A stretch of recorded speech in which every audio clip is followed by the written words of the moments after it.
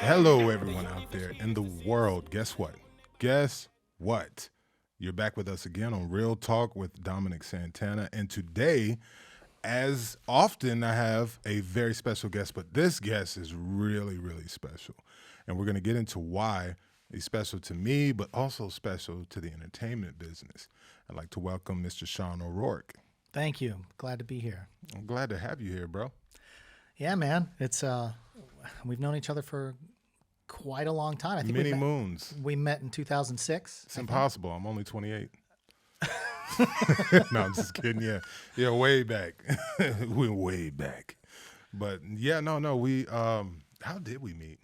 Well, I think it was through when I was working on Port City PD back then, 2006. We didn't meet before then? I don't think we did. Okay. I think it was right around that time because we were incorporating a storyline and we needed these like assassins brought into that project. And No, I knew you before then though. No, it couldn't have been. Yeah, because I remember you doing the show and I hadn't been on it yet. Yeah, because you didn't come in till you might have come to like the premiere parties and things like that. Probably, but we didn't like know each other, work together until that particular episode. But yeah, so back in 2006, I had was a co-creator of a show. Wait. What? Hold that. I want to get into that. That's an important piece right there. Oh, okay. Well, that's... But first, one thing that I like to do on this show is I want people to know the journey of, because you're some of everything. You're a film producer, a film content creator. You're also an actor. I mean, what else do you do? Well, I'm the thing about it is I feel that over the past 25 years, I've just evolved. Yeah. And so when I first came into the business, like a lot of people, I landed a part in season 2 of One Tree Hill. Season 2. And it was the first time. Now, prior to that, I'd acted in a couple of things and as an actor, but everything that I had done at that point was with friends or independent. And when you work on independent projects, you got 5 or 6 crew members, you're shooting things, you're shooting videos and that kind of stuff. And so, but I was constantly auditioning for things. And then I landed a part on One Tree Hill. And it was the first time that I had been on what would be considered a major motion picture or television show. And so, I get to set or not to set, but to base camp, and I have a trailer with my name on. Now I was just a day player. So I only had a couple of lines, and it was a scene with Chad Michael Murray. And we were the only 2 people in the scene. And so, I had my trailer, I had all this kind of stuff, and I had nailed the auditions just fine because they were with people that I knew for years, the casting agents and stuff. So, but I get on set, and we're on a sound stage, and it's a big set. And there's 100 crew members walking around. Everybody's doing their thing. They're changing lenses, cameras, lights, this, boop, boop, boop, boop, boop. And I was like, ooh, this is not like Kansas anymore. This is not what I've been doing on the independent level. What we were used to. And I think a lot of actors, experience this where they get on a show. And so I kind of like froze. And, we did 2 takes. Oh, you mean in front of the camera? Dude, I blew it. Oh my God. I blew it. And I knew I blew it. I mean, I knew I'd fumbled the ball. And so what happened was that we did 2 takes and we moved on. Now in television, they do a lot of, when you've got a day player, it's like 2 takes and you're done anyway. Yeah. But I knew, I just knew. I could see the expression on the camera operator's face and the boom operator. And I know all these guys. And I know all these guys even more now because I've worked with a lot of the same crew members for the last 20 years plus years. They're looking at you like, it's not going to make this the well, cutting room, right? Yeah. And so what happened was, and obviously when the episode came out, I was not in it. And so I said, man, I can't have that kind of experience again where, when you're in high school and you do theater or you do theater, community theater, or, you're completely involved. And I said, well, I didn't like the idea that I didn't know there's 100 people around you, and I didn't know what they were doing. You know, you kind of, because you stay in your lane as an actor. I'm just going to learn my lines. I'm going to know. I'm going to hit my mark. You know, my job is to act. My job is to act. And then I realized that like that's just not the way to go. So I said, well, I need to be on crew, and I need to be in this department and that department. And I had a friend that helped me get an interview for just a production assistant position on a major motion picture with Warner Brothers. And I remember I walked in, and this was the moment where it was like I'm throwing my entire life away and just focusing on. It's one thing when, you know, I already had a couple of careers, you know, in management. I was in management for like 13 years, managing restaurants and managing movie theaters. Oh, really? Managing, yeah, I was, and so Were you a good manager, or you were like that asshole? No, I was a good manager. I see you being like the very meticulous. I was very pain meticulous. in the ass manager. No, not a pain in the ass, but you know, like I managed movie theaters for like 6 years. So like, wow. And you know, you hear a lot of people like Quentin Tarantino and all these guys. They all came up, you know, Kevin Smith. They all came up like working in movie theaters, whether they were, you know, just run the projection and all that. But I was like an assistant manager, and I would, you know, also knew all the projection, all that kind of equipment. And so, but I was always just good at what I did. I was always a natural leader, even though I never really thought of myself that way. But in hindsight, when I look back, I was like, oh yeah, I could handle all that. And so I knew, I go in for this interview, and I meet the production supervisor, and she interviews me for this Warner Brothers film. It was Nights in Rodanthe. It was a Nicholas Sparks film. And I'm listening to her and all the things she expects. And she was down from, I guess it was New York, upstate New York. And so, you know, a lot of times when you're making something in this town, all the department heads will come from from New York and LA, and then they fill in all the local crew with the local people. And so she says to me, she's like, is there anything you want to tell me about you? And this was at the end of the thing. And I'm like, okay. And I just looked at her and I said, you know what? And I thought, if I can land a joke, I'll get the job. And I said, if any actor makes me pick the purple Skittles out of the bowl, I quit. And she just cracked up laughing. And it's Nancy King. And Nancy says, she says, okay, we'll make a decision by Monday. This was a Friday. She said, we'll make a decision by Monday and call you, blah, blah. I said, okay. So I get in the car. I get to the studio gate, and the gate's about to open, and my phone rings. And she's like, you start Monday. So I didn't even hear, like I didn't even get out of there. And they gave me the job. And I think it was because I cracked the joke. And I think they needed, you know, it was like, oh, he's going to be fun to work with because he's not going to take this thing, you know. And so I spent quite a few years in the production offices, So where are you from though? I was originally born in Jersey. Who are you? Who am I? Yeah. I was originally born in Jersey City.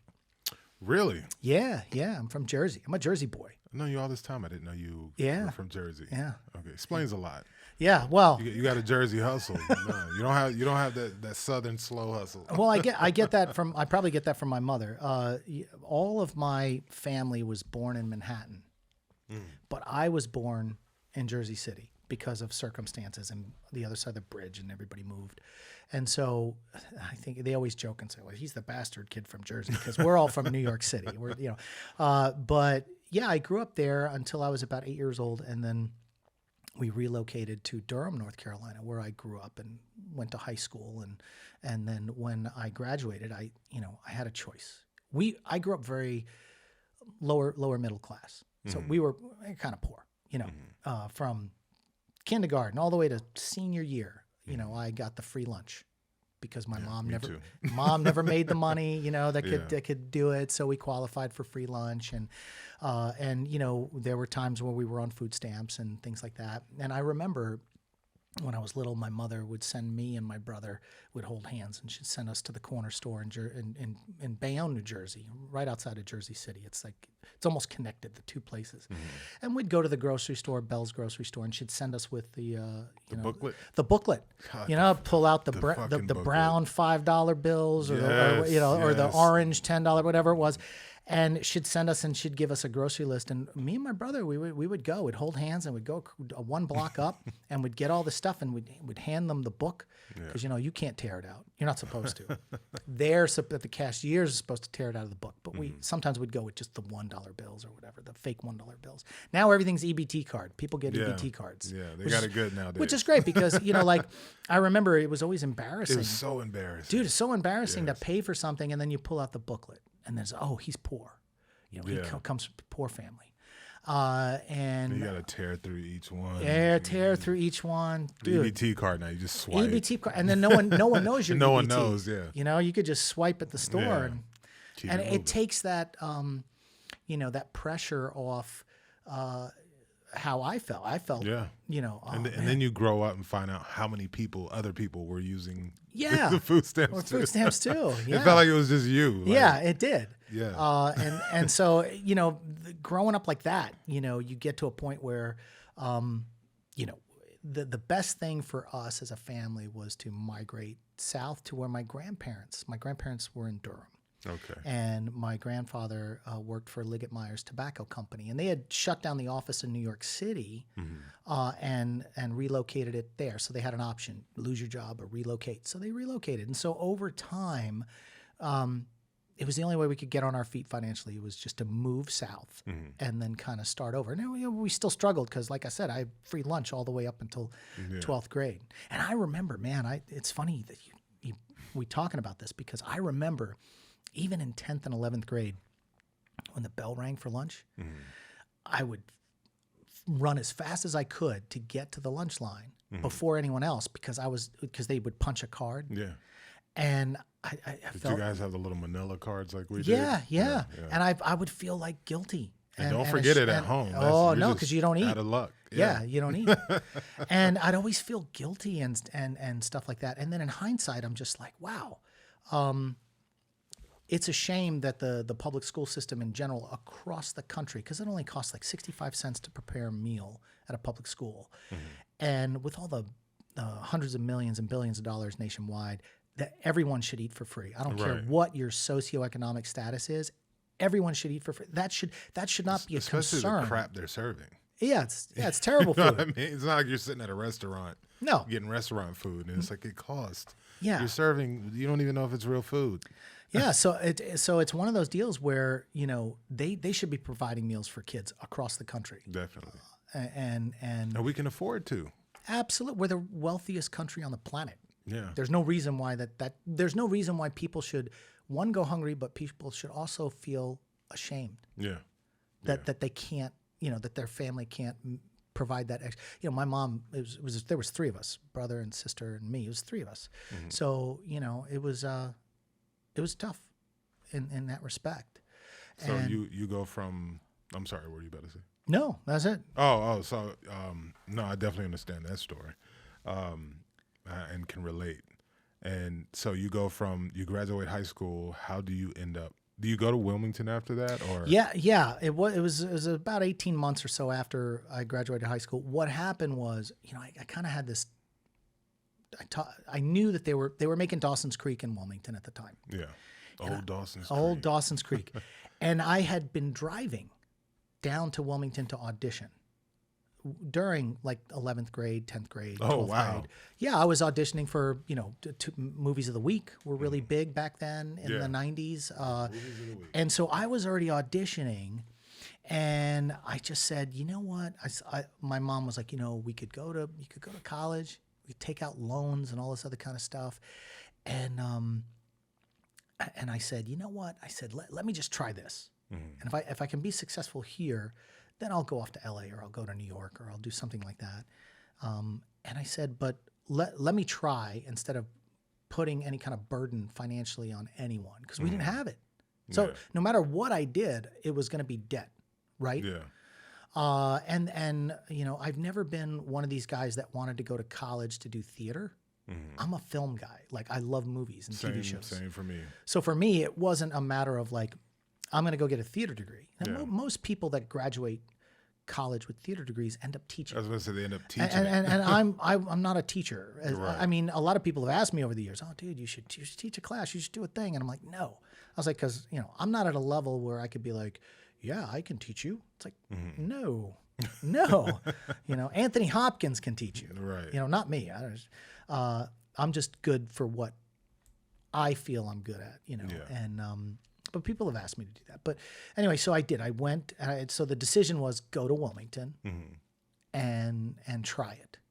And I was there for, you know, a long time. And what I did was I never wanted to be, because of how I grew up financially, I was always in management. So I was working at a movie theater in Durham at the time, and I transferred to a theater that was Carmack Cinemas owned 1,200 cinemas across the Southeast. I transferred to one, so I already had a job. Oh, smart. Okay, so I was like, I'm an assistant manager. I'll be an assistant manager there. And back then in the 90s, it was $18,000 a year.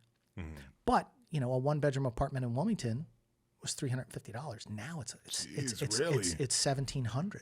Wow. For a 1-bedroom studio, 950 square feet, $1,700. Yeah. So it was $350 back in the 90s. So I was like, okay, you know, I can do this. And then I would still be in the cinema, so I could still watch all the movies, and then I could audition on my spare time.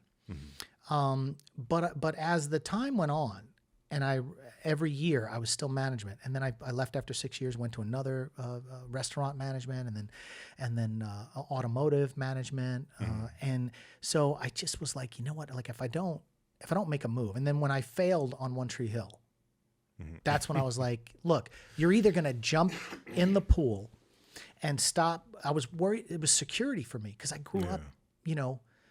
That's something as it's a financial actor, thing. a film person, period, in the beginning, and as time goes by, especially if you don't have that safety net.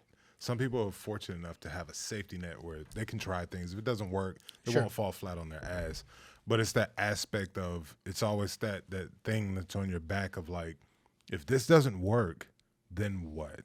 You know what I mean? Yeah, well, that was like that for a while, but I never thought or looked back or had a backup plan. Me neither. No, because I was like, do you encourage people to not have one? Absolutely. I do too.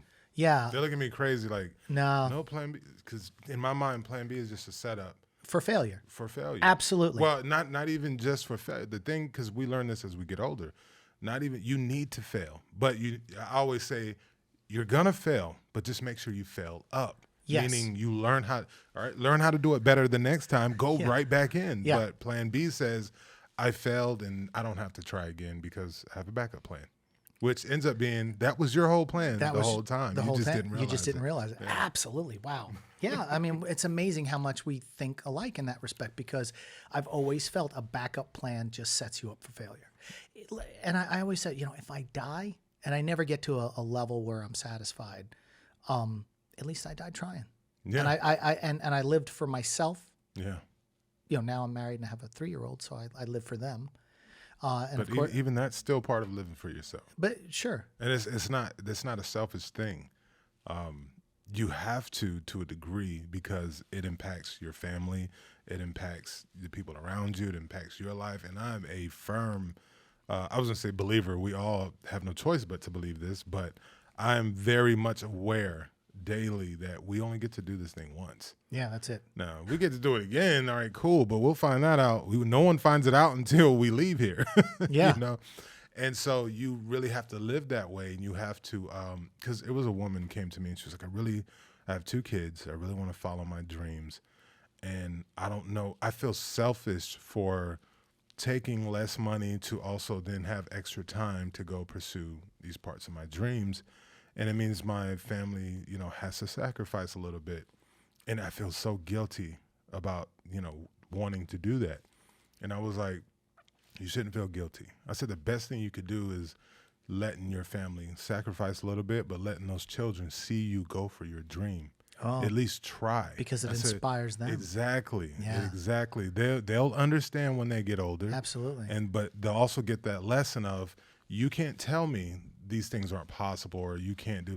My mom did this with 2 kids, the 2 of us, and, you know, working part-time or whatever. We're barely making it by, but the whole time she's using her extra time to build on her other dream, which now is the thing that takes care of the family. Or she got to go do this and, you know, do that. And sometimes, you know how it is. Sometimes it leads to, oh, this didn't quite work out, but it opened doors that led me to a whole nother dream that did take off or work out. Sure. Well, you know, and applying that to failing at One Tree Hill, and then getting the job as a production assistant on a film. And then for the subsequent several years after that, I was a production assistant on multiple productions, big shows, you know, $85 million movies, $150 million movies. And then I started learning, you know, when you work in the production office, it's like the brain of the entire production. And then I pivoted. So I went into locations because I was like, you know what, I want to be more on set, but I don't really know the ins and outs. And my career path, I didn't want to, because I still wanted to act and produce. I didn't want to go into the AD department because, you know, you got to have 700 plus days to get into the, you know, the DGA and all this other kind of stuff. And I was like, that's not my thing. And so I did locations for a couple of shows, and then I said, you know, but as a producer, I want to be well-rounded, so I went into accounting. I worked on a Blumhouse movie, a little $4 million Lionsgate film, and I was just a clerk, but I learned everything. And because it was a low-budget Blumhouse movie, $4 million, I got to do more than just clerk because, you know, and they'll probably say, well, don't say that. I mean, my old bosses are probably, don't say that. But the thing is, like, they would give me things that they would do because the workload was so hard on a smaller you have to show. wear multiple hats on the smaller projects. And they understood that because I worked in management, I did spreadsheets and I did, you know, inventory and did this. So they okay, he knows how to crunch numbers. He knows how to do things. That's the funny thing. That's producing. When I try to break it down to people that aren't in the business and they're like, you know, how do I get in it or what I do? I said, you got to understand, producer is a fancy word for manager. You're literally managing a production. Yeah. And you make sure you're the person responsible, make sure it keeps flowing, meets deadlines, and gets to the end and gets delivered. Like, that's literally what you're doing. Yeah, I think there's there's probably half a dozen definitions of what a producer is. Some producers come in and like an EP and they're just bringing money. And some people don't bring money. The studio brings money, but then you bring in an EP that has run big films and they know how to run and manage it. But again, I mean, even like, you know, your AD is your assistant manager to the director. Exactly. You know, so, you know, I'm keeping him on time, making sure that, you know, things are done right. And so then, at what point though did you say, because I know you were an actor first. Yeah. And at what point in this process did you go, you know what, I think I want to produce as well? Well, you know, I had a friend who recently passed away a couple of years ago, and he had an idea for a children's show. See, I can tell people how not to make a movie or a project because I've broken every rules. You know, you don't work with kids, don't work with animals, don't use your own money. Forget it. When I first started doing the producing thing, I could do it all. You know, you hear these stories. You were gung ho. Yeah, well, because anytime I do a project, I don't care what it is, I give 150%. Because you don't know if you're going to have lightning in a bottle. Right. You don't know. So, you know, I used my own money. We used kids. It was a children's show, so we had to rent a school bus, a school. Oh, wow. We had a school cafeteria. We had 50 kids on set, and then animals because we had a frog wrangler that went out and found a bullfrog. we had this one person from a pet store brought all these animals because it was a biology class, and so I literally broke every rule. God, we finished this pilot called Dark Tales. And we went to the NAPD convention, the National Association of Producers and Theater Executives, and we went to try to sell it, and we had some meetings that didn't go anywhere. But I broke every rule coming out of the gate. So I knew, like, well, I can't do that again. And of course, you fall into that trap. Like, I can do it again. You know, because you hear people like Robert Townsend. Oh, his first movie, you know, he knocked it all out of the park and did it with credit cards. Yeah, that's like 1 in 600 million people. How many other people do you know that story from? It's Yeah. literally like only Robert Townsend. There's people who've used their credit cards and stuff like that. But that level of success doing it that way, right? There's not a lot of success stories. And then you hear like Robert Rodriguez, did El Mariachi, and they're like, oh, and he only shot that thing for like $14,000, and you're like, and that's all in his books and all this other kind of stuff. I said, wait a minute, didn't he shoot that in Mexico? Yeah. Well, $1 is like 1,000 pesos. Right. So he really shot like a $200,000 movie in Mexico with $14,000 American. And so, that story is a little suspect because he got all that production value for a little bit of money. But no, dude, love the guy. I mean, it was creative. I should have gone and made my first project in Mexico too. Right. I wouldn't have eaten my shirt so much. But yeah, and so, so working in all these different departments, and then in logistics and transportation, after 25 years, I'm able to work on major motion pictures and TV shows as crew, and that's my bread and butter. And then when a show's over, then I start working on the things that I want to do. Or people will call me and say, hey, Shaun, I'm going to produce a short film. One guy, tapped me to help him do a thesis film to try to get into the Winston-Salem School of the Arts, which, David Gordon Green and Danny McBride, they're all, those guys are from that area, Winston-Salem, North Carolina, and they came out and then they've hit it big in Hollywood. And so, I've had people that have come to me to produce smaller projects. And so I was like, I can do the small projects. I think the biggest thing I produced so far was like a $250,000 film on my own, right? But there's been other things that I've been doing, and the other thing, when you work in the business all these years, you make all these contacts. Yeah, I got friends, at Netflix. I've got friends at, Paramount. I've got friends, and so that's the key of it's highly important relationships. Relationships. I've gotten so much shit done off of relationships. Like people ask me, well, they see where the first film I ever finished writing completely, I sold it.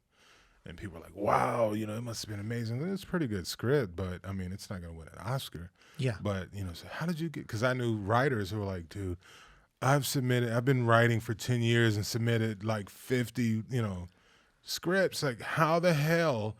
And I haven't sold anything. How have you sold your first? I had people that were pissed at me. But you knew somebody. It was I knew people. Instantly, I didn't shop it anywhere. I literally looked at in my network. There were a couple of people in positions that I knew could either do the film or get me to the people who can with a phone call. Yeah. And I utilized those relationships and instantly went into, and of course they had to make sure my content was good. And then when they saw oh, this is good, then I could go, okay, well, who am I going to go with? It came down to 2 people. I think I called 5, and then it was bought and made, but that was solely off of relationship. And but that's what a lot of it is. Yeah. And that's why you see in Hollywood, when relationships form, people kind of stick together. You'll see Scorsese and DiCaprio working on 5 films in a row, or you'll see Tom Hanks working on something with Spielberg. He's done 4 or 5 movies. That's what happens. They form relationships with people, and they get used. They have fun together. Yeah. And they enjoy working together. Create magic. So same thing. I've never gone in it looking like, oh, that's somebody important, I need to be friends with them. No, I just do a really good job. And whatever show I'm doing, give 150%, don't screw up, come in on time. I've never been late in 20 plus years. Wow. Never been late, ever, to a movie set or a television set, ever. And when people can rely on you like that. Yeah. Oh, hey, you're doing something? Oh, I'll read it. I didn't ask them to read it. Yeah. They said, I'll read it. Well, and that's the other thing about this business is it's a good place for it. Build genuine, and people out there listening or watching, build genuine relationships, but also understand what you just said. You don't have to run out there and trying to push relationships on the people. It'll happen organically. Yeah. We're in a business where people truly understand we all need relationships. So Sure. they actually want to bond with you. They actually want to build a rapport with you. You may not know it yet. Hell, they may not know it. But you find the people that you just organically click with, and they can be high up, they can be middle level, they can be low level. This business shifts so much. You don't know who's going to be high or low in the next year or two. So get to know everybody and be kind to everybody. And like you said, showing work ethic, being good at what you do and reliable will get you a lot of places. I really wish when I first started out acting that the first thing I would have done was gone and learn how to be a grip or gaffer and make some real money while on that grind. So I didn't know any of this. I tell younger actors now, I'm like, well, you know what? Well, on this journey, you're going to need money. And you're also going to need freedom to pursue things. Sure. And then with working in film, if you're gripping or gaffing, you can, especially if you're single with no children, you can you can stack up, enough money over, 3, 4, 5 months that you can, budget it and say, okay, I've got 3, 4 months that I can flow and go pursue the other stuff before I have to go back and get on another show and build my money back up. And it's not just that. In those kind of positions, 401k, medical, insurance, dental, life insurance. I'm part of the Teamsters Union because on a lot of the shows I'll drive the camera truck. Or recently, since I was working on We're the Millers in the production office on that one. And it was a perfect storm. There was a shortage of drivers because we had Iron Man 3 was filming in town. I think they had 60 drivers, The Conjuring. And so there was all these movies filming all at one time in town, and they were strapped for drivers. And I was lucky enough to have someone that I cherish very much, Ty Church, who just passed away I guess it was a month ago. Oh, condolences. Yeah, he was a transport coordinator, but he was also an actor. And he was a transpo coordinator, but when he first started in the business in 1984 or 83, he was in radio before that. Then he became a Charlotte police officer, and then he left law enforcement and went into the film industry full time. And if you saw his credits on IMDb, it's insane. Ty Church, he's a great guy, and he gave me a shot. Because he saw that I was an actor. He saw that I was working hard, that I never did anything. And I had a pickup truck. So a lot of times they make you do errands in a pickup truck. And he said to me, Shaun, do you want to drive for me? He said, but I'll have to talk to your boss because it's a department. You don't want to mess a relationship up and leave. We were only a 2 or 3 weeks from filming We're the Millers. And you don't want to jump out of that department and go into another one and really upset people. And so he worked it out. And I did that show. And all I did was drive a stake bed truck. I didn't need a commercial driver's license. But at the end of the show, I worked in accounting. Like I told you, I did like a Lionsgate movie. So I saw what everybody made. And I was like, you know what? I think I should keep doing this. Right. Yeah. And so I went and got my CDL. And then Ty was like, oh, you're really serious about this. Yeah. Okay, well, I'll give you another shot now that you got a commercial driver's license. And then it just snowballed from there. And, I've had full medical, full dental, 401k. And I feel secure. So right now, last week I just wrapped Amazon Studios show that I've been on for 6 months. And now I'm off for a few months. So it's back to auditioning, back to handling. And that allows you to have that opportunity where, I didn't want to be, 50 years old and waiting tables, trying to get that dream. At some point, you keep going for the dream, but you have to figure out how. And the best way is to become a crew member in the film industry, a unionized position that pays well. Because drivers, that's what I was going to say. Drivers make a really good living. Well, yeah, I mean, you especially if you got a CDL, and then if you become Teamster, Yeah, but the other thing is, it's like we work 15 hours a day. Yeah. Most of the crew works 12 to 13, 14. Directors will work 125 hours a week. I work, 60, 70, 80 hours a week, depending on the week, if we do a 6-day. And, so that does suck up a lot of time. I remember one year I did one season of a TV show, one feature film, and a pilot. I worked 11 months out of the year, and that was the first and last time that I did 11 months. And I worked enough labor of a regular job at 40 hours a week, 2.5 years. I did 2.5 years of labor at a 40-hour work week in 11 months. Wow. And, and I haven't done that since because that, I could, but I'm like, I want to live and I want to be able to, that wears your body down and you want to be able to produce the projects and do the things that you do behind the scenes and cultivate relationships and things like that. And so, but it's allowed me to stay in the business and have hundreds of credits on IMDb, both in front of and behind the camera, because I still have landed things here and there. And so you did it the smart way. You didn't start like I did. I got away from the film industry while pursuing the film industry and going and starting other business. That's how I became an entrepreneur. That's why I was happy that you mentioned about being a manager and how that has led over into your film career, those skills, because then it's also my team, they get so tired of me because I run my career like a CEO. Like to me, it's always business. I understand brands. I understand product. I understand, market value and all that. And so, I want consistent communication. I want to know what my bottom line is looking like. I want to know, I hit my agent up earlier today and it was like, hey, can I get a report of how many times you've submitted me in the last month? Ooh. Like I want to know what you get. And actors don't normally ask those questions. No. You know what I mean? But I always tell them, I'm like, look, I'm a businessman first. And then, but I came from that world of you had to know these things in your business. When you're the owner or co-owner, you're running a business. You got to know P&Ls. You got to know what's happening in the business. And if it's not going good, okay, how do we make adjustments to swing it back up? Sure. And I look at my career the same way, where it's like, okay, well, guys, if I'm not on something, in this amount of time, something with the business is not working right. So but I need information. I need to know how much because there has to be accountability. You can't have a working business with no accountability. And so, I ask those questions and I know they're just like, oh my God, this guy. But, and that's a tip for you guys, that you are a business and you have to handle business, which means you have to have information and you have to ask for those things.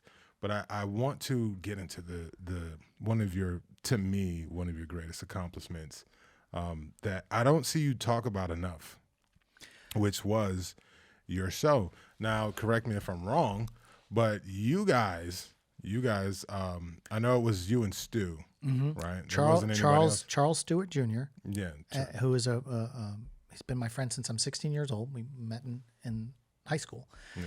And we were roommates, and he was working at the news station as a cameraman, and again trying to get into the film industry and all this other kind of stuff. And this was back around 2005.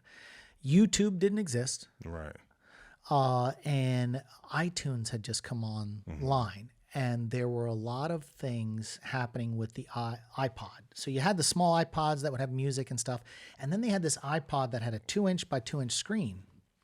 I remember when that came out. Right. And so my buddy Stu, Charles Stewart Jr., he said to me, we were roommates at the time, and he said, hey, why don't we make something for this? And I was like, video? He's like, yeah. He's like, well, why don't we come up with an idea that we can do this and put it on iTunes? Nobody on the planet was doing this. Right. Nobody.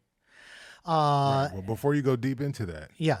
With that said, is it safe to say that you guys created the first scripted new media series? Absolutely. Like ever. Yeah, and like you guys can't ever take credit for it for some reason, or it's like it just got lost in the lexicon of the world, and how fast all the streaming and all of the YouTube just went from here to here. Yeah. In a 5 or 6 month period, we just got lost. Yeah. And nobody, there are people that remember. Mm-hmm. I actually got, because I have my own YouTube channel, I had somebody message me from Saudi Arabia and said, I've been subscribed to your YouTube channel for a long time, but I didn't know where I knew you from. And then I remembered you were on that cop show.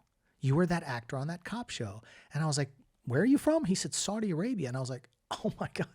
We came up with an idea. We said, look, let's shoot. Originally, at that time, Star Wars fan films were huge. Everyone was doing Star Wars fan films. This is when they first broke out, because it was easier to rotoscope lightsabers and things like that. The technology was really coming online for the consumer. Yeah. And so I was like, no, we don't want to do that. And then Stu said, well, I suggested, I said, why don't we do a Blade Runner thing where we could do Blade Runner, And he was like, no, he's like, why don't we do a cop show? And I was like, why? And he said, because it's alleyways, it's car chases, it's walk and talks and offices. It's very simple. And we can shoot it for a 2-inch by 2-inch screen and not have to do master wide shots. We could do a lot of talking head stuff. And so he really like came up with this idea, and then we cultivated and we wrote a pilot together. And then we shot the pilot and it turned out really well. And then we hired more writers. We had writers come on board and help us with the rest. We ended up doing 9 episodes of this show called Port City PD. It was the first ever scripted, I guess you could say streaming show on the planet. Yeah. Well, that's why I really wanted to drive that point home. Yeah. Because that was the other thing that I wanted you guys to know, that outside of how he's special to me personally, in the entertainment business, because I've encouraged you guys. I was like, you guys need to shoot a documentary. Yeah, because like the world needs to know. Yeah. Because it's like, I do this on purpose. I ask people, because I have conversations about you and Stu, and because to me, I'm a film geek, so like that boggles my mind looking at where things are today. Yeah, like that is huge to me, and it blows my mind how many people don't know this. But it's almost like the guy who invented the internet. Like no one knows who he is. No one knows who he is. And he's alive and well, watching his creation, go out there and do all the things that the internet has become. And he's only like, early 60s? Yeah. He's not even like super old, and he's still walking around, and people are walking by the guy who invented the internet. Yeah. And so with you guys, I think it's on that level. And for those of you at home that don't know this, when you hear us refer to new media, so that you understand the depth of how amazing this is. New media is what they've labeled all the entertainment coming through, like streaming through internet. So if you're watching it through internet, Netflix, Hulu, Amazon Prime, Disney Plus, Warner, all of that stuff is called new media. And that's 70%, I think now of content is consumed via the internet, through streaming service stuff. These guys were doing it when there was it wasn't even called new media yet. It didn't even have a title. No, it didn't. They were still, it was podcasts. Podcasts were in its infancy. So there were people doing radio podcasts, audio podcasts. Nobody was doing fully produced television as a podcast for a 2-inch by 2-inch screen. Yeah. We were the only ones. And I'm not going to lie to you, forgive me, but I wasn't the only one. Those of you watching know who you are. But I remember hearing about you guys doing it, and I was like, and other people too, was like, this is the craziest shit I've ever heard. Like, you can't put a TV show on the internet. Like, yeah. It was insane, but you guys had a foresight. Well, it wasn't you guys. I'm telling you, Charles Stewart Jr., Stu, my good friend, he saw it. He saw it. It was almost like a Steve Jobs moment. He saw this coming down the pipe. It's amazing. But we were about 6 to 10 months too early. Okay, so what happened was we shot our show. We put it on iTunes. We had all these podcasting sites and even like server sites that wanted to host it. And we had 4 million downloads spread over 80 countries. Wow. Now, that doesn't sound like a lot when one 2-minute Mr. Beast video gets 9 million views, but back then YouTube didn't exist. None of it existed. Yeah. So after we released the first couple of episodes, a former MTV VJ, Adam Curry, who used to do Headbangers Ball, great guy. He kind of got wind. We were in Movie Maker magazine. They did an article on us in Movie Maker magazine, and they were like, "Dude, these guys are doing something different." And at that time, Adam Curry had a it was called Pod Show. It was his website where he hosted and had people creating audio podcasts. And he's like, I want your show. So we were like, okay, well, we've got to finish the season. And so he said, well, all right, well, we'll do contracts and we'll do all this kind of stuff. Was that how you guys did the deal? Because I remember you had got some deal and you were like, yeah, we got a little backing now. Well, we did. Like when we did the first couple of episodes, we did it with no money. It was calling in all the favors we knew in the film industry. We shot on film, tape, mini DV because none of the technology existed yet. Like nothing. You couldn't. HVX wasn't out. None shout out to HVX. No, we shot this on our phones do what they did now. Yeah, exactly. We shot on a GL2 and an XL1 with fixed lenses, But again, we were like, we're only shooting for a 2-inch by 2-inch screen. We don't have to do this crazy production value to sell it. But wait. So that means you guys also have the first scripted television series on a handheld watched on a handheld device. Absolutely. Jesus Absolutely. Christ. So, but here's where it got great. Like, I feel like all the streaming services owe you guys some royalties. Yeah. No, well, we always look back and we go, man, we had 4 million and we gave the show away for free because we didn't know if it was going to work on iTunes. Yeah. So you get 4 million downloads, but we didn't charge anything for them. So imagine if we charged a penny or 2 cents or $1. We would have, anyway, long story short. There was no blueprint for that. There was nothing. We just were like, we're going to put it out there into this internet or interweb, whatever you want. We're going to put it out there and we're going to see what happens. And so, we were getting press, Movie Maker Magazine, all this kind of stuff they were all over this thing. And I got to hand it to Sheila Brothers, who was like a marketing genius who helped write the later episodes and stuff. And she was an actress on the show too, and a stunt woman. So it was really nice to have her involved. And so what happened was Adam Curry comes in. He says, look, we'll give you $35,000 to finish your season. Can you do it for $35,000? And we'd already shot a couple episodes for nothing. And we were like, dude, we did a season for $400. We were like, yeah, we can do that for $35,000. And, but we made sure that everybody was paid. Even the actors, if they came out for one day, it was, back then, oh, hey, $50. Now, nobody was paying anybody anything for independent film in this town. So just to get $50 or, here's $100, or like the people that were bringing gear could get a rental out of their gear. So we ended up doing 9 half-hour episodes. And then 6 months after being on Podshow and iTunes, YouTube launched. Now here's where it went south. We had a 5-year contract with Adam Curry and his thing. Okay.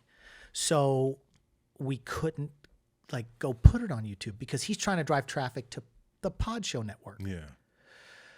So you could have been one of the original YouTube successes. Man, if we'd have put this on YouTube back then, it would have blown up to something on the scale of we probably would be in season 20 of it now, whatever the case may be.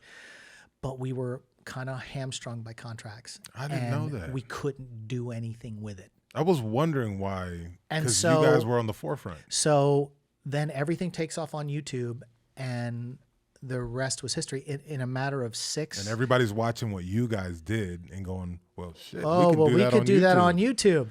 Yeah. And so people started doing, things on YouTube. But so in a 6 to 10 month period, we were the hottest thing on the planet. And then we weren't. And crickets. And I couldn't do anything with the property or anything. Yeah.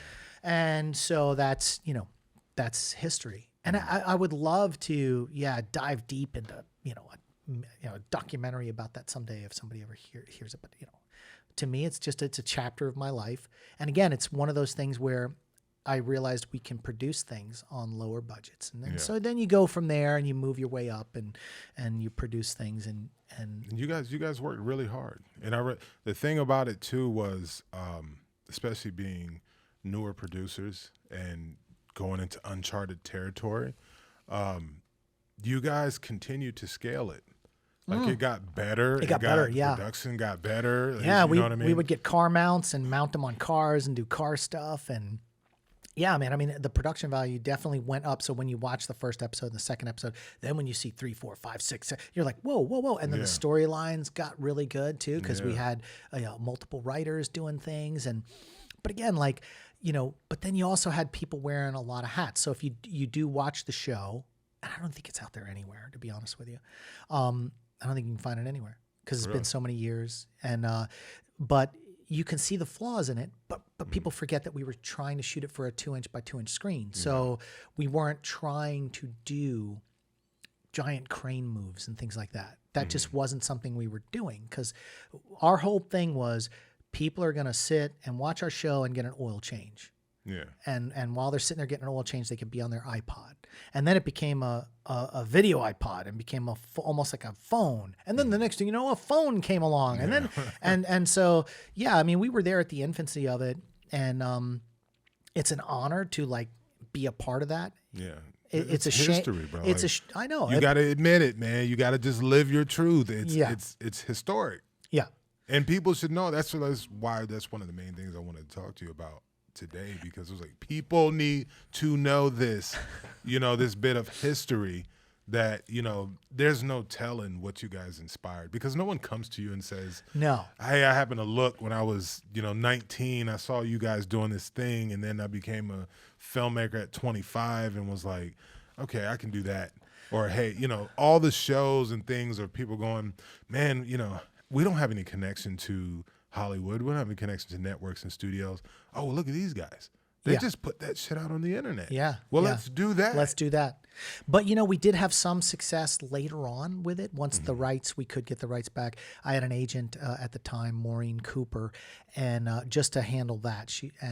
We were able to get it on cruise ships, airlines. Nice. And so we literally, Charles Stewart Jr., Stu, he directed some of the episodes. He was on a cruise ship with his wife at the time, and somebody recognized his wife because she was an actress on the show. Oh, wow. And said, "You're on that cop show." And he's sitting there, and of course they don't know who he is because he's just the director. No one's, but he got called out on a cruise ship because a lot of the people on cruise ships are from all different countries that work the cruise ships. And so again, like 20 years later plus, I get a guy from Saudi Arabia that goes, I've been watching your YouTube channel for over a year now. And I kept looking at you and I'm like, I don't know who this guy is. And then you were on the cop show back in the day. And I was like, oh, wow. Yeah, but you realize how invested people have to be to recognize you outside of it? Yeah. Like, you have to be very invested in it to see Stu's wife at the time on a cruise ship and go, hey. Or to be following you and like, I follow you because I just knew I knew you from somewhere, but I couldn't figure out. And all those years back, I used to watch your show, and I'm still watching your content now on YouTube. But to even be, to make that correlation. And it was good, because I think episode 6 or 7, we were able to have you on. Yeah. And you played an assassin type character, and we had a fight scene, me and you. Can you imagine? Yeah, you threw me around like a paper doll, a rag doll. Well, at that point, it had gotten to a point to where I was like, see, there's a thing where you're like, okay, that's really cool, and I might want to be involved at some point. And then, but that's where you guys are like trying to get people to come to you. But then your hard work and success comes to a point to where it's like, now people are like, hey, what about me? Like, you think I could come play with you guys? People start coming to you and like, and it got to that point. And that's what it was. Like, and we did have some friends in our social circles, especially actors, that were mad they didn't get a shot on the show. And I was like, we didn't only had so many cops. We only had so many bad guys. Like we could, but we did. We had some people, I know I had one friend of mine who had a part in the pilot episode, and I think he thought he was going to be throughout, but it was never written that way. It was just he was in the pilot, and then we moved on, and I think he was always like, "Urgh." So, but that's a good sign when people get mad. Like, but I they feel like they missed out on something big. At the same time, I just found that out 20 years later that he was mad. Like, this is why you stopped talking to me all those years ago? I was like, what? He was like, yeah, and I was like, no, are you really? And but you don't know because again, you're wearing multiple hats, and that's the thing. I go back to Stu. I talk about Stu a lot because he was a shooter on the show. He edited the show. He did the sound design on the show. I would see him because we were roommates. He'd come out of his out of his room where his computer was set up, right next to his bed. His eyes would be completely bloodshot. And he would just be like, I've been working all night on this. And that was back when things couldn't render. Or you had to capture the film from a mini DV tape. Now that took the whole time of the tape. So if you had a 40-minute tape, you had 5 or 6 for, the day's shooting, all that has to just go in real time and be captured. Really? Yes. Jeez. There was no SD cards. There was none of that stuff existed.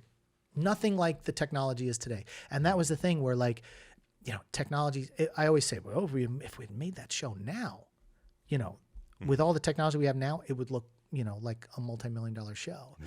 But we did it. Yeah, you did. And like you said, it's part of history. Yeah, and more people should know about that, and they should know, and that's also why I wanted to talk about your journey and what led you to that point, and then this amazing. You've done other things, but yeah, I think what led us again, like Stu and I, as roommates and as friends from when we were 16 years old, what led us to that point was we just were watching TV and we're watching movies and we're like, yeah, man, we can do this. Like what's stopping us from doing this? And you'd get inspired by watching, documentaries about other filmmakers that, made it, and they were doing things like stop motion photography. We did stop motion photography and when we had VHS cameras that could do one frame at a time, we'd set it up, we would take models. So we were already like flexing and chomping at the bit to do something. And so it was like, what can we do? And also, you want to, as an actor, you audition 100 times a year, 200 times a year. And, 85% of all Screen Actors Guild actors work 3 jobs a year.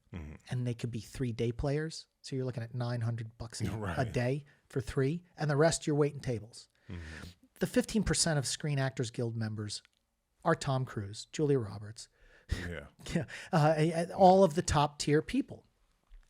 So it's like you get to a point where you get frustrated as an actor. And so the opportunity is like, hey, Shaun, not only will we make the show, but you could be the lead cop in this thing and shoot guns and drive cars and do all the cool things like we did when we watched our favorite movies like Lethal Weapon when we were kids. And you can be that guy. And you're like, well, no one else has given me that opportunity. Well, I'm going to make it myself. Yeah, you don't have to wait on Hollywood. You don't have to. You just make it yourself. And that was one of the things that was obviously a selling point to me. And at that time, 20 plus years ago, as an actor, I'm going to be the next big, you think you're going to be the next big thing. And then as time goes on, you're not really the next big thing.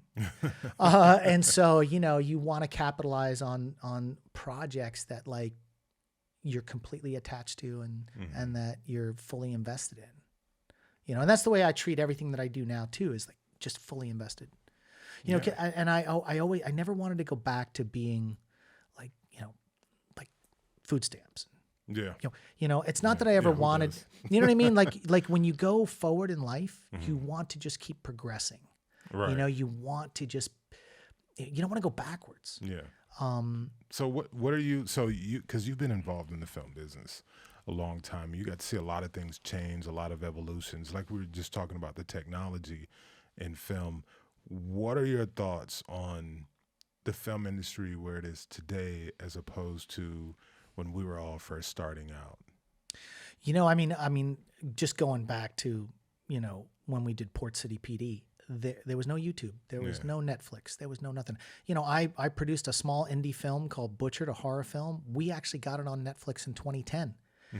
Back then, Netflix was taking anything they can get to build their library. And this was a really cheaply made horror film. It turned out pretty decent for what it is. You have a couple beers and you put it on in the background. It's not Oscar material, because one of those other formula things was like, well, if we make a horror film, and that was me and Stu, we were talking and we said, well, if we make a horror film, we could probably get that straight to DVD and we did. Yeah. And I saw it in a couple of years ago. I seen it just randomly in it was in Food Line. Oh, yeah. Well, it was like a 4-pack of like horror movies, and I was like, oh shit, Butchered. Yeah, we had it. We had it in Walmart all across the country in the DVD bin, and we had it in, and on Netflix. It was on Netflix for 6 months, and we had a distribution deal through a company in Los Angeles. But after 6 months of being on Netflix, Netflix doesn't promote. They did back then. They weren't promoting. It was all word of mouth. So like if you had a movie on there, you had to kind of sell it yourself. After 6 months on Netflix, we made $426. Wow. And because they're paying 3 cents a stream or 2 cents a stream, that kind of thing. Yeah. But now, they're producing their own stuff. So again, like we were early on that 2010 when Netflix didn't have any major stuff in their library. They were taking everything, any independent film they could get, because they could just sign a deal and say, well, we'll pay you when it's, the streaming stuff. Cause they knew it wasn't gonna be much money, but it was bragging rights for us. Cause we were like, hey, we have a movie on Netflix. And it was on there for 6 months. And then, it was in the $5 bin at Walmart all across the country. And then the distribution company, EcoBridge Entertainment, repackaged it 3 more times because we had a licensing deal. So it was constantly every Halloween in another box set, And again, that just gives you bragging rights because we really didn't make much money off that film, but it was all across the country and on Netflix. And so again, that's another stepping stone where you start here and you start here, and then you get a movie on Netflix, and then you get a movie in the $5 bin at Walmart, and then you just keep going and making more stuff, and that's kind of what it is. And again, like that's in between shows. That's I do that in between working for Warner Brothers or Blumhouse or Lionsgate, or I've worked for every major motion picture studio in Hollywood. Do you talk to the producers, like when you work on those projects in a different capacity? You say, hey, I got some stuff you should look at. No, I never do. And I always kick myself after a show wraps because I'm like, man, if I'd have just talked to that person, maybe. But see, I'm not. If I was more aggressive, I may have been further in my career than I am today. But, there are a lot of go-getters out there, and I never wanted to be that guy. That was like, would you suggest hey, man, can you? And I know other people that are like, hey, I've got a script, or somebody. I heard a story about somebody who left a script in a car, like a rental car for a director, or and you're like, dude, you don't do that. You get fired. Right. It's such a fine line. When people ask me about that, I'm like, no, that man, one is the one that I can't, because I can't tell you not to take shots. Yeah. But then it's also kind of, a faux pas. But then the other thing is, like, I've got a great friend that works at Netflix, and I'll call him and say, hey, what do you think of this, or what do you think of that? But he doesn't recommend me or, per se open a door, because there's a lot of fear that you open a door for somebody and then that fails, and then that reflects on that person. Right. And so there are people in Hollywood that just want to secure their place. Yeah. They're paying their bills. They're putting their kids through college. They're doing their things. And they don't want to go that extra step for you because of fear. Yeah. And I totally respect that. I would never want somebody to put their job on the line because they, or to go there in this department, they walk over down the hall and talk to somebody else. Well, I got a friend that's got something, because, if it doesn't work, it just looks bad. And that's like me, myself. I've very rarely, I had one person burn me years ago. I recommended to work on a feature film. And I explained to him, and this is a big studio. And I explained to him everything that entailed in the position. But I said, look, I'll go to bat. I'll talk to the production supervisor. I'll get you in the door. Got in the door. And then after like 1 week, he was like, dude, this is too many hours. I quit. Oh my God. And I was like, oh shit, I had told this guy, or I had talked this guy up. Did everything I could. And people don't know in film business, dude, when you're behind the camera, if you do anything behind the scenes, your word is currency. Oh my God. So if you give your word on someone, like, you can literally get people jobs off of people knowing your word is, is good. Yeah. But once it's ruined, you got like once or twice that somebody burn you on somebody listening to you. Well, that was once for me, and I was like, I'm never doing that again. Yeah. And I've had people that have asked me, hey, can you get me in? Can you do this? I really want to work in. But I'm like, man, look, you just need to do what I did. You gotta make your way. Start off as a PA. Switch over to different departments. Find what you like. Because some people may come in and they're like, I want to be a director producer, and then they get in and they're like, you know what? I just like being a camera operator. Yeah. And I can make a great living at this. And then they're in the mix. They're shooting stuff every day on these $90,000 cameras. That's just stripped down. That's just the body of like the Arri Alexa. They're shooting stuff every day. They're having a great time.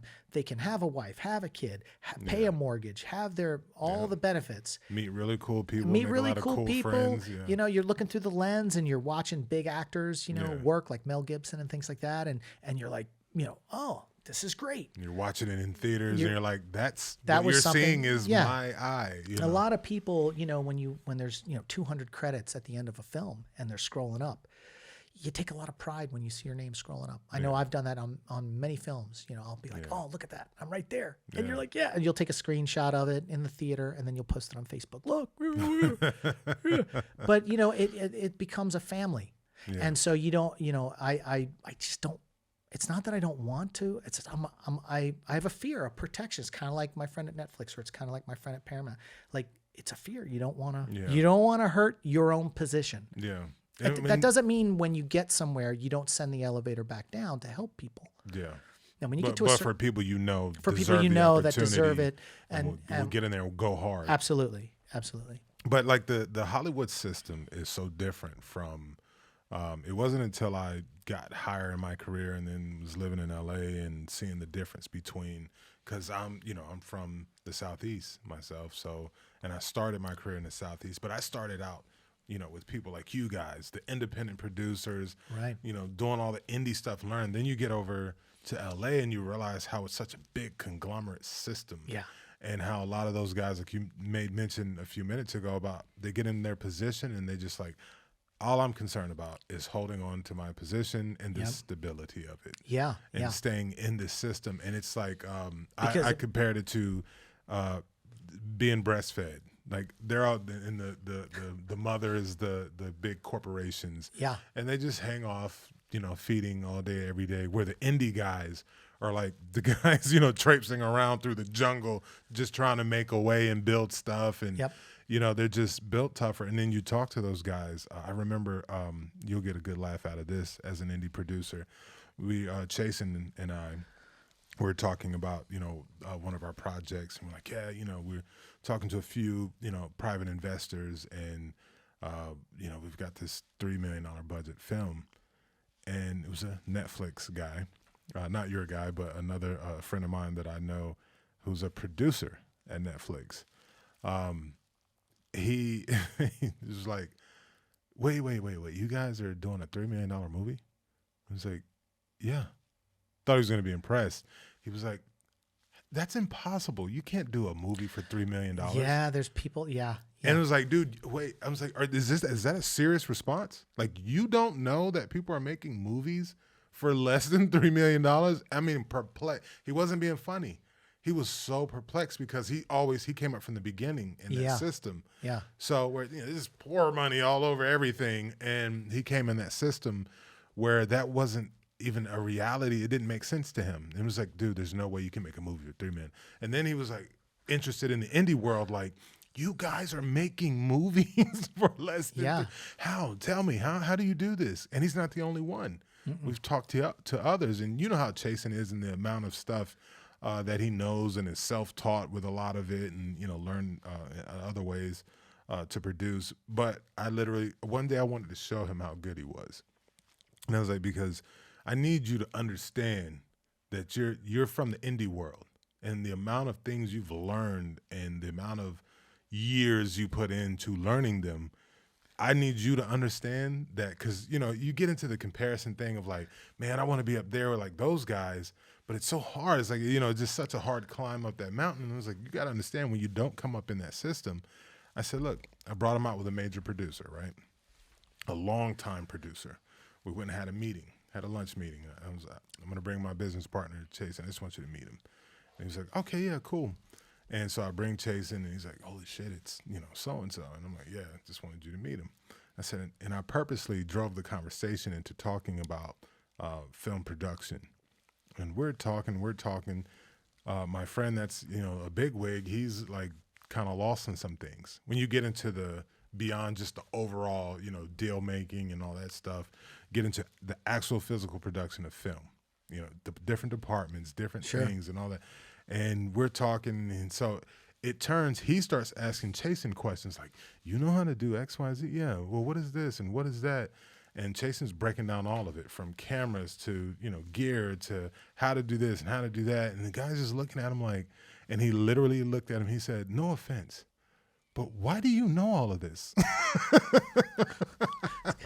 And of course, Chasen is looking like, I'm a producer. Like, you don't know all of this? And I was like, dude, I said, you're going to be all right, man. Yeah. Because you can do what they do, but they don't know as much as you do. And look how successful they've gotten. Yeah. And you talk sitting with a millionaire from producing films for major, studios and companies. And I said, you see how much this guy knows in comparison to what you know? Yeah.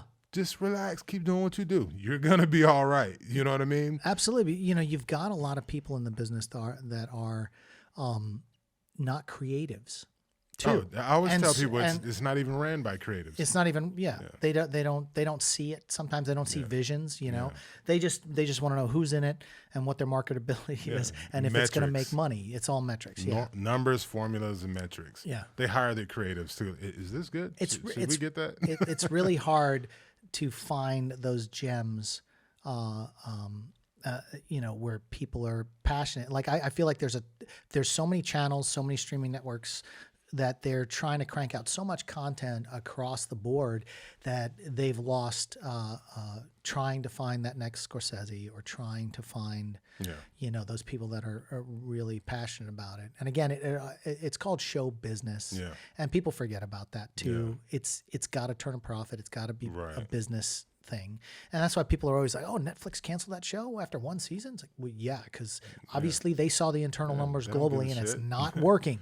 Right. So, they make decisions that better them, not necessarily the audience, even if there's a little cult following. Yeah. Where everyone's like, oh, this is great. We have a cult following. Like and your friends. Yeah, there may only be 50,000 people because they're not seeing the streams worldwide. Exactly. So, it's getting worse, in my opinion. It's, again, the thing, being in my position and doing the things that I've done have allowed me to be in rooms with, people who are high up in their field and get to know them. And I'm a big networker and I know how to build rapport with people. And I remember talking with a friend of mine, another friend of mine who's an executive at Netflix. And, we're just kind of having a similar conversation about how it's not, the business overall, majority-wise, is not ran by all the people in the top positions, all across the board are mostly not creatives. You know what I mean? Yeah. And he looked at me, he was like, he said, well, this is where people get it twisted. He said, what is Netflix to you? And I was like, it's a platform, you stream movies and shows and stuff. He was like, but what kind of platform? I was like, entertainment, media platform. He said, so that's where a lot of people get it twisted. Netflix is not a media company. Netflix is a tech company. He said, right. Okay. I see where you're going with it. So he said the majority of our staff are not media people. We hire those people. Yeah. The majority of our staff are tech people because we're a tech company. Yeah. Our product just happens to be media and entertainment, but it is not who we actually are. Sure. That's what we peddle. Yeah. And I was like, and that's kind of why YouTube kind of stopped creating content, because it was muddy in the waters, because they're really an advertising company. Right. So even with the FCC and stuff like that, that's why they got rid of YouTube when they were doing a lot of original content, and they featured like real television series. We're spending millions of dollars an episode. They got rid of that because it was muddy in the water. And when they have to file their taxes, do all that kind of stuff, they really are an advertising company. Yeah. That's what a tech company, like social media and all of them. Yeah. Social media comes. Those are advertising firms. That's it. That's it. Yeah. And people get it so twisted and not really see the it's always compared to Wizard of Oz. Everyone sees the big floating head that runs everything. Not the guy behind the curtain. Right. But when you go behind the curtain, there's just this little weird man pulling all these levers, and that's the reality. Sure. It's not what you see floating above you. You know what I mean? And so to have that viewpoint, or see that aspect of it, and view it in that light, where you go, because that was a reality check to me. Because now I look at Amazon Prime different, Hulu different, and understanding, because it was like, okay, well, you've got to understand that world. So yeah, you, like when you're talking about cutting shows. There's a few shows they just cut recently that were doing crazy numbers, and people are like, this is insane. Like, everybody loves this show. But Why would they cut that? But they also forget that these are global companies. Yeah. And so a show needs to be a hit in more than one market. Yeah, and they just don't care as much about what was it? One of my favorite shows. Oh God, it was Genghis Khan. Man, I'm drawing a blank right now, but it was a show that was it was about Genghis Khan's brother. Okay. And there's a bunch of cool stuff going on, but it was a beautiful and just really great show. But the lead actor, and it had like huge success. It was a hit all across the board. And it was time to go back and do season 2. And this thing was a monster. But you know, typically in network world, that show's getting to go. No matter what they got to do, it's greenlit to go again. They're going to figure it out. But Netflix, they were like, they announced season 2. And then like a month, 2 months later, you know, people were like, "What? Well, there's no more word on it. Like, what's going on?" And then they announced they're canceling it, and everyone was like, "What? What the hell?" And then they explained the reasoning for canceling was because the lead actor who played Khan, he was booked on another project that he was going to be on that project for almost a year, but they were ready to shoot now. Oh. So because that happens. They didn't want to wait. So because he was going to be locked down for almost a year, they were like, screw it, move on. Cut a hit show. Yeah. But they have subscribers. They're not beholden to ratings. You know what I mean? Like networks are, you know, because their bread and butter doesn't come from advertising. It comes from us subscribing and paying every month. What's really good about Netflix is how they're changing up their model now. Because, you know, Hulu, which is also owned by Disney, you know, they bring in about $11 billion a year in advertising revenue. Yeah. So, and you've got the tiered, you know, you can have commercials. Do you think that's a good idea, though? Absolutely. Absolutely. Let me tell you something. If you're not buying Netflix stock right now, at the rate it is now, if you can buy Netflix, it's going to rebound. It will be the Cinderella story of 2023. They are going to make gangbusters worth of money because, you know, Disney Plus, I think, brings in $12 billion a year in subscribers. They're about to go commercials just like Hulu because Disney owns Hulu.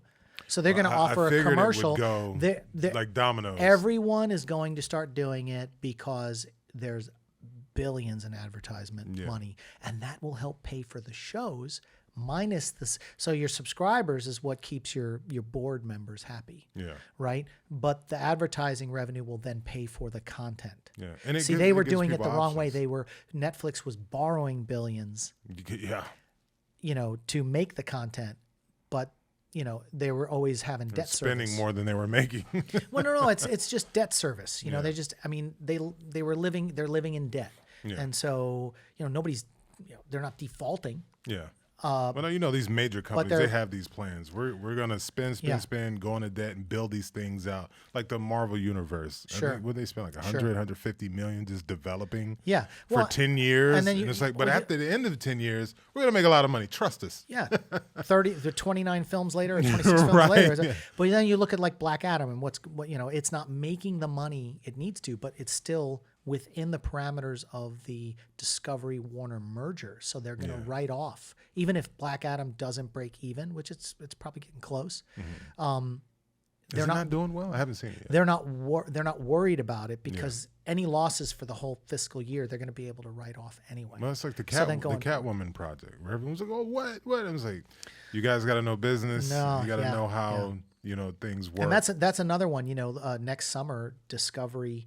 HBO Max goes away and gets absorbed into Discovery Plus. So then it'll be a whole new entity. It'll have the largest content of any streaming platform on the planet will be Discovery Plus. And, you know, and HBO Max goes away. And then all the people that have Discovery Plus will, you know, the people that have HBO Max will get some sort of deal, you know, whether give them, you know, a year free or whatever to keep them and maintain those numbers. And then they'll keep growing from there. They all have business models. They all look multiple, like we especially the people on YouTube, because I have a YouTube channel and, you know, do reviews and follow the current news. So many of them just bite on the 24-hour cycle of news, and they're not realizing that Warner Brothers, they have a plan. Yeah. You know, they know what they're doing, even though it may not seem like it. And I tell people, I said, next year, you know, Discovery Plus is going to be huge. And Netflix, the Cinderella story of 2023. Buy that stock if you can do it, because it's going to blow up. Yeah, I want to know like who's behind Discovery. I need to look into that more, because Discovery quietly, David Zaslav has been doing it like a takeover for the last 5 years, just quietly. And when you think of Discovery, original like Discovery Channel, well, you got to remember, like, you know, Discovery, all their shows, you know, they produce television shows that cost like $50,000 for principal photography and $300,000 to edit and produce.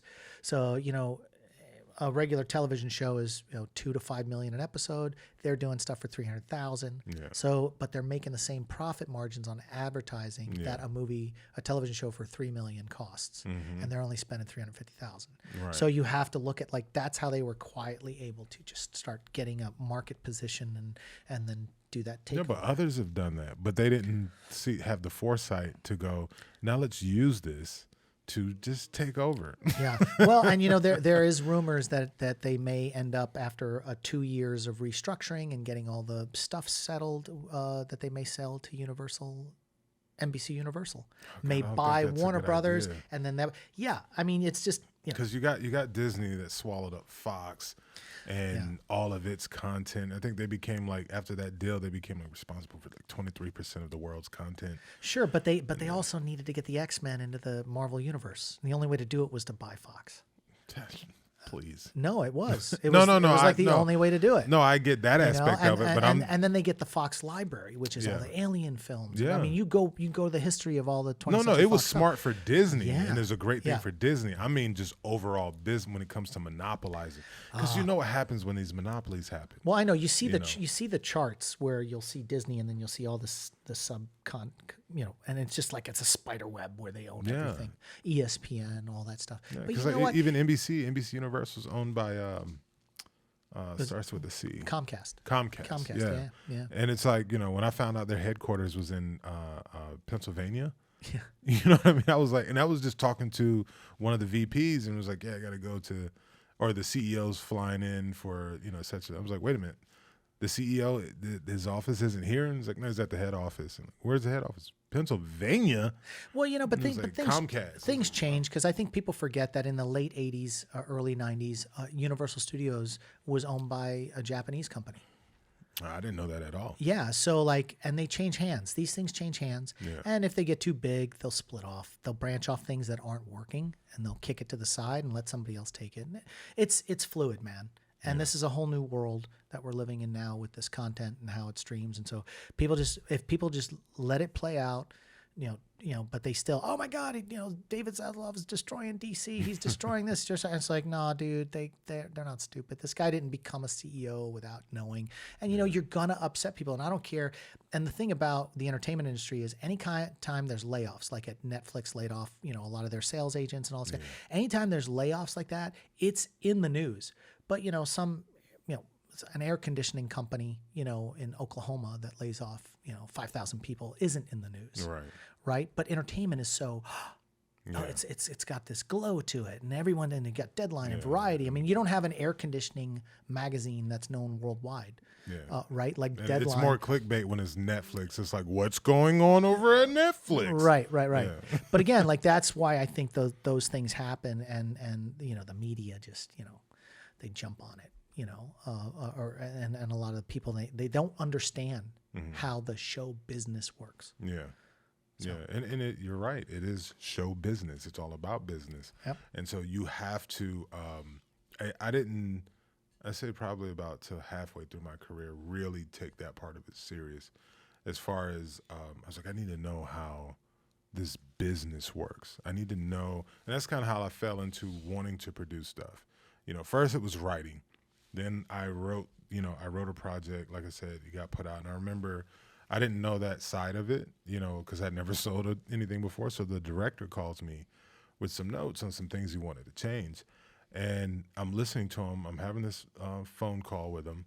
And I'm like, oh, well, this is cool. Like, the director will still, like, bring you in on the, you know, the thinking on the project and want your opinion. I was not used to a director calling me up to get my opinion Yeah. on the script. So Wow. so I'm like, oh wow, this is cool. So we're having this conversation, and he was a real. I don't want to be insulting, but he was just a real kind of just corny, goofy dude. And the way the project was written, comedy is like my strong suit, even though a lot of people don't know it because I'm always playing like some badass or a boss. Right. But my heart is really comedy. Comedy. And so I got to display that in my writing because it was like I'm the one controlling the pen, so to speak. And so I got to display that. It was really hilarious. I always test my material out with other people that I know scripts. And so I'm letting other people read it, and they're like, dude, this is so good, and it's hilarious, and it has heart and meaning and, all that stuff. And so he and I are talking, and he's like, yeah, I want to change this. He's like, get this. I want to change this scene to this. Like there was a scene in the movie where I wrote it. The whole gag was the lead female in the movie, lead character, she starts these series of dates. And she feels like she always has bad luck with dates, but her friend hooks her up with this NFL player. Oh, okay. Who's very suave and, well dressed, a lot of money, etc. That's the image in her mind. So when she gets to the restaurant, there was going to be, the scene starts at his very expensive dress shoes and pans up. He's in a nice whatever suit, tailored Armani suit or whatever. I mean, he just looks like money. Yeah. Looks good, smells good. He's handsome. The whole line's a beautiful big man in all this beautiful, rich looking attire. And she's like, yes, this is what I'm talking about. And she goes to sit down and start, having the date, and they're talking. And as the date goes on, things start to unravel. But the whole point of that look was for the women in the audience, the women watching, to go, squeeze those legs together, like, whoa, girl, you better go with him. But the producer didn't understand. The director. Or the director didn't understand. He did, but he just thought it with his corny sense of humor. He thought it would be funnier to do it his way. So that's how the scene starts off, pans up. It's really for the female audience to go, God damn. And then the gag is, as you go along, you find out he's on the practice squad. Right. His contract is up, so he barely has any money. He's got all these kids. It's like that guy that was on The Bachelor. Yeah, like he's really or The Bachelorette. Yeah, so it's the build up. Oh, he's an NFL guy, and then he's like, oh, he was practice squad. And then the drop. You know what I mean? Okay. And then she's like, oh, the dream all of a sudden turns to the nightmare she was been trying to avoid. Yeah. So he's like, I want to change it. He's gonna have on Converse shoes and white socks. You see the face you made? That's the face I made. Okay. And I was like, if that were even funny, you would be giving the gag away before getting to the punchline. It's stupid. But he was like, absolutely. Then he was like, no, that he may have hilarious. Spent all his money on a pair of Michael Kors shoes, and that's the only pair he has. Right. But but if you put the Chucks on, then you already gave away that he can't afford good shoes. Right. So I explained this to him. Yeah. And I was like, as soon as the women watching the movie see that, they're already going to be turned off of him. I need them to be turned on by him. Sure. So then there's this huge letdown when they find out the truth. And I was like, you're ruining the joke. Yeah. And he was like, well, and it was some other things too. And I was just like, and something like that, you can't go, you know what?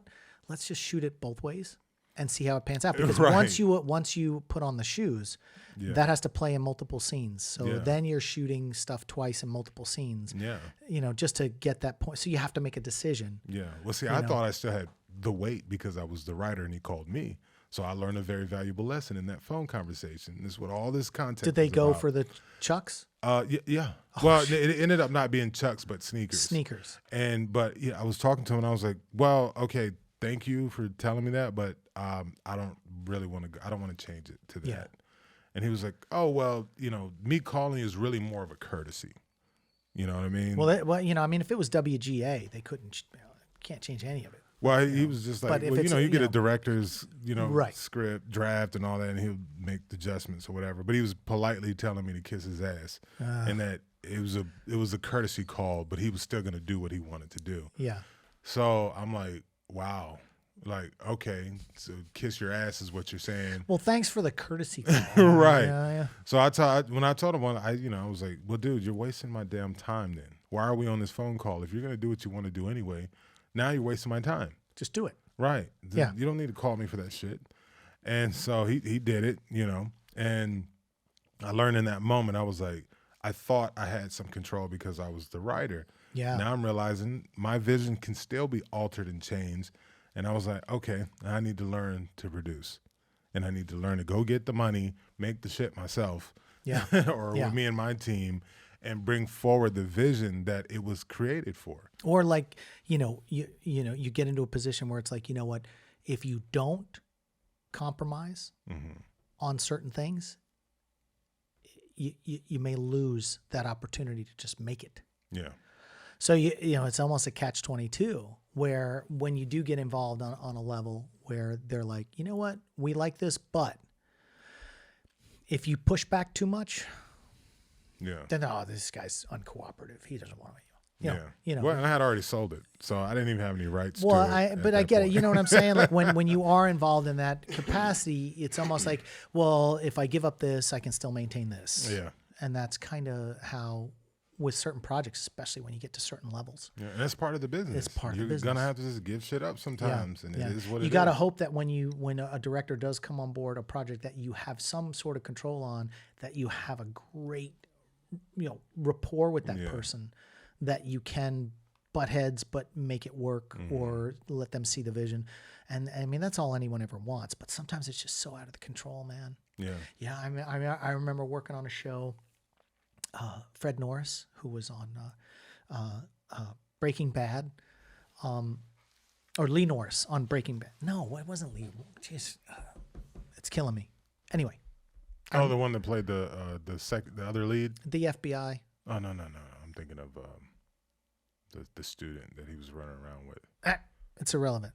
The point is there was a butting heads with an actor and a writer on a project that I worked on, and he just happened to have his kids visiting, and they were in his trailer, and I just remember him screaming, going, "My 5-year-old can write this better than you," to the writers, to the staff writers, and the writer said, "Well, go ahead and have him do it," and he was like, "All right, I'm leaving set. I'm going to my trailer and let my 5-year-old write it." And there was like a big fight on set. Oh my God. And sometimes that happens, Did he write it? No. Oh, okay. But I don't think that's pretty damn think amazing. they said the things the way he wanted it said, because sometimes actors, I mean, if it doesn't come off natural or it doesn't feel right for the character you've developed, sometimes you have to fight for that. But you don't want to come off as difficult. You know what I mean? That's also a fine line. Fine line. It was I didn't, coming up, I didn't know, because you know how it is when you start getting day player roles and stuff, you don't feel like you have any power. Yeah, and they're like, "This is the script. Say what's on the. You got the scripty. Like you get one thing off, and the scripty's over there. Like, oh, right here, you said well, this. And again, that a and lot you of need that to is say what's on the script. A lot of that's WGA. Like you have to say what's on the script. That's why, like, whenever the WGA threatens to strike, you can't rewrite the script that's already in production. You have to say it word for word. You can't adjust anything. You can't do anything. I love to improv. Like if I got a line and it doesn't feel right, I'll just make it work, make it sound natural. Because sometimes writers will write stuff, but they're not the actors delivering it. So sometimes it needs like one extra word in there or something like that. And you want to have that freedom, and a lot of times you can't union-wise. I mean, there's a story with Larry Kasdan, who was on Solo, the Star Wars film. Yeah. The guys were improving the two directors that had gotten let go, and then they brought in Ron Howard. They would shoot Larry's words, and then they would do a take where they improvised. And Larry was like, "Dude, I wrote Raiders of the Lost Ark. I wrote The Empire Strikes Back. Like I am Lawrence Kasdan. These are my words, and this is I know Han Solo better than anyone else. Don't improvise." And there was this working relationship that didn't work with Lord and whatever the two guys that did the Enter the Spider-Verse thing, and they butted heads. And who won? The one who had been in the dirt with Kathleen Kennedy since Raiders of the Lost Ark, not the two guys that did the Spider-Verse thing. They let them go. They brought in Ron Howard. So sometimes you've got to say the words the way they're written.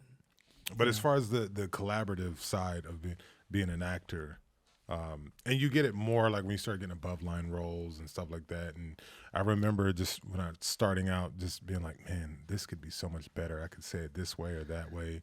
I didn't realize the collaborative side of it. I thought you just get there, you do what the hell they tell you to do, and you don't ruffle any feathers because you're just happy to be there and get those positions. Yeah. And then it wasn't until I worked on Bolden back in 08. 2008. Yeah. The first iteration that no one will ever see. Yeah. The one with Anthony Mackie.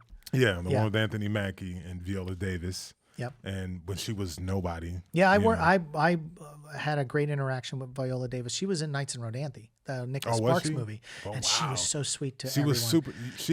I'll tell you what, man. Like all her success, every time I see her win an award or I see a performance where she just knocks it out of the park, I'm like, she deserves every bit of it. And you know what? She's so kind to everyone. Yeah, she's like super kind. Oh my God, love Viola Davis. When we worked on that, so it's a two-parter, and I'll wrap it up real quick. But so Dan Pritzker, the director, I remember there was a scene where Viola is asking me a question, but it's not written for me to answer, and I was like, this is just because I'm a real actor, so I want it to look right and make sense. But we would do that scene, and I'm just standing there just looking at her, and I'm like, and her character was so sweet and nice, and I'm sitting there, and I finally go to Dan, and I'm like, Dan, this is so weird. Like it almost comes off rude, and they don't have that kind of relationship. He respects her. And she asked this question, and I just look at her for a moment and never answer her. And I was like, it doesn't feel right. And he was like, do you feel like you should answer her? And I was like, yes, I feel like there should be an answer there. And he was like, well, then answer her. He's like, that's what we pay you the big bucks for. And he walked off. And it was that moment where I was like, I didn't realize we had that power. Yeah. And to collaborate. I didn't realize that. I thought everyone else collaborated, and then we just did what the hell we were told. Right, because you're day players, Right, but I didn't realize actors are also expected to be collaborators with everything else. Now you got to study your roles, study what's going on, so you're not. I mean, if you're cashier number two, you're not probably are not going to collaborate. Right? They don't want your collaboration. They just want you to say thank you and pack the bag. They want to get you the hell off a set. But that, and then Viola, the sweet thing she did for me, was we were doing a scene, and my character, I was an orderly. So even though I was in a lot of scenes, my character didn't have a name. He wasn't written with a character name. And we were doing a scene, and she said, look, it's about the second or third take. She comes to me and she says, look, it's very important for an actor to have a name, or for actor's character and not to be have a name. Orderly number two. Right. She's like, if your character has a name, you'll get cut less, and you're more memorable when you have a name. You seem more important. Sure. When you have a name. She said, so in this next take, I'm going to call you by your name. And, she was like, so I'm going to say Dominic, because that became my character's name. Okay. Because of her in that moment. Wow. When she said, and she offered that. She had much more experience than I did at that time. So I didn't know, but it was a really sweet gesture. And she was like, I want you to get all your just dues. She's like, so I'm going to call you by your name in this next shot so that your character, they'll have to credit you as Dominic, and in the credits and whatnot. And I was like, okay, cool. I'm with it. Yeah. But that was a sweet thing that she didn't have to do. But she was just thinking of everyone, not just about herself. Yeah. She was thinking of the actors she was also working with. And then a younger actor at the time who was trying to come up. And she was like, I'm going to throw you this one little bone. You better run with it. Right. But these are little ways you can help do it. But what it did was teach me to do the same. Terrence Howard did the same thing for me. Now, it got cut, but it ended up on the cutting room floor in Idlewild. We shot Idlewild, and I had a line. I was doing mostly I was like the utility guy. I was a featured extra. Yeah. I was Bill Nunn's stunt double. Okay. I was all kind of shit on that movie, right?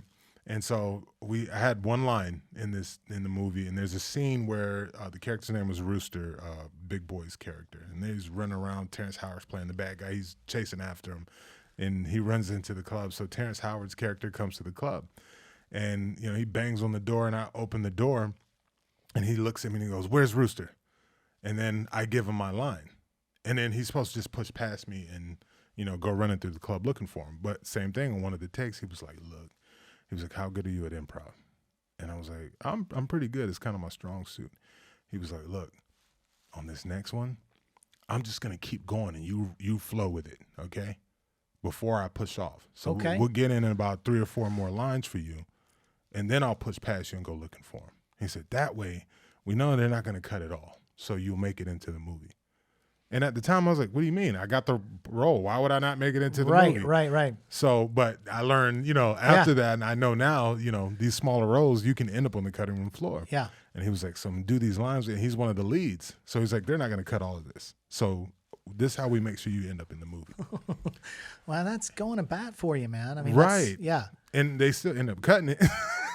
But so when you see the movie now, he's like, where's Rooster? And then I go, and it cuts to the audience. But it wasn't him. But he made that effort. Right. But it taught me. Yeah. So now I do the same because I had people like that in my life who were in much higher positions and still showing that care and giving that handout, to help you out a little bit. And that got cut because of financial stuff. There was a lot of issues with pay. Yeah. And their resolve to that was, well, if we cut his lines, then magically we don't have to pay him shit. Yeah. Now, of course, now I know better. I still should have gotten paid even though I was cut out, but that's how they dealt with it. Well, a lot of network television, they always have 5 day players under 5 lines. That's like an average, 3 to 5, because then they can cut out bad performances from the lead actors and maybe throw a day player in there if they need to. But if the performance is great from the lead actor throughout the whole show, they don't need the one-liners. Right. So then those people get the axe. Disposable. So there's a formula to it too as well. Yeah. Yeah. But like you said, I mean, they probably didn't want to do resids. They cut it. Yeah. He didn't say anything. They just cut that shit. My agent at the time didn't even know how to combat that shit. Yeah. So we just didn't get the money and got cut off, and I was out of town, had a bunch of people all corralled to watch, my scene, and I was like, here it comes right here. And man, you talk about embarrassment. That's when I first learned, wait till you see the movie to know your ass is in it. I have a friend of mine who was in one of the Spider-Man films, the one with Tom Holland, and his agent blasted out on social media before it hit the theater. Like that weekend, she was like, go see so-and-so. He's in the Spider-Man, Homecoming. And he was cut out. And so, and I remember hearing him be like so frustrated. And that's why, and I did the same thing on One Tree Hill. I was like, I'm on One Tree Hill, even though I kind of knew I was like, maybe they'll get it in. Told everybody watched it. You weren't in it. And I never did that again because I was like, you never know if you're going to make the cutting room floor. If not, just for the performance. Yeah. It's just whatever they're doing in the editing room. And they're like, we don't need that. We don't need that. Yeah. Yeah, it could be time. Well, it's been a very, very good pleasure having you. I mean, we talk regardless anyway. Yeah. And you also have a really great podcast. So can you please tell the people before we get out of here a little bit about your podcast and where to find it? Oh, it's just, I've got a YouTube channel. It's just my name, Shaun O'Rourke. You can find me, and, I do interviews like this, but also short form content, but also, medium to long. And I also hop on a lot of live streams with other content creators and have fun, talking about stuff, for hours. So yeah, Shaun O'Rourke on YouTube.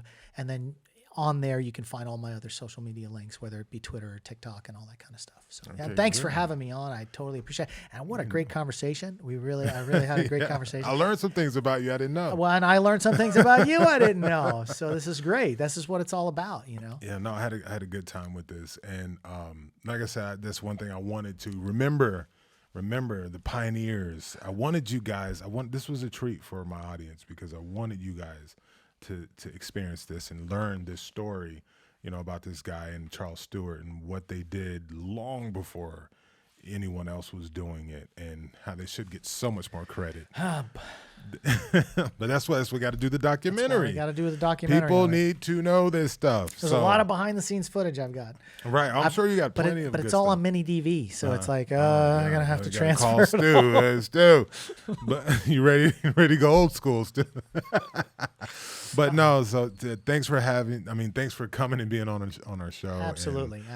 We got to do it again. I know you got a lot of great things coming up. Yeah, things I can't talk about, NDA kind of stuff. But so you're steady steady climbing, steady grinding, and you've got some really great things coming up. And if you're watching us on YouTube, please remember to like, subscribe, and share with your friends and family and random people you don't even know. Matter of fact, run out to the streets and just hold up your tablet and point people out to it. Do that for us, okay? Absolutely. Do that for us, and make sure you go check out Shaun's podcast. I watch it. He's got and there's very few podcasts I watch or listen to, and so I actually enjoy yours, especially when you be calling out people and stuff. I really enjoy that part of it.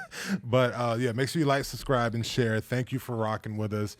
And if you're listening to us on podcasts, make sure you subscribe and keep checking back for more updates on newer episodes. And share this one too. Share this one. Go over and show Shaun some love and follow him on all his social medias that you find on his YouTube channel. And until next time, we'll see you again. Zombieland, your presence required in Zombieland. So welcome to Zombieland. These zombies is always a part of their grave. Walking around, fronting and stunting, redundant, but looking real lame. Nobody believing you, people deceiving you, leading you on with this nonsense. Hate me to dumb if you're dreaming, you already dead and it's all in your conscience.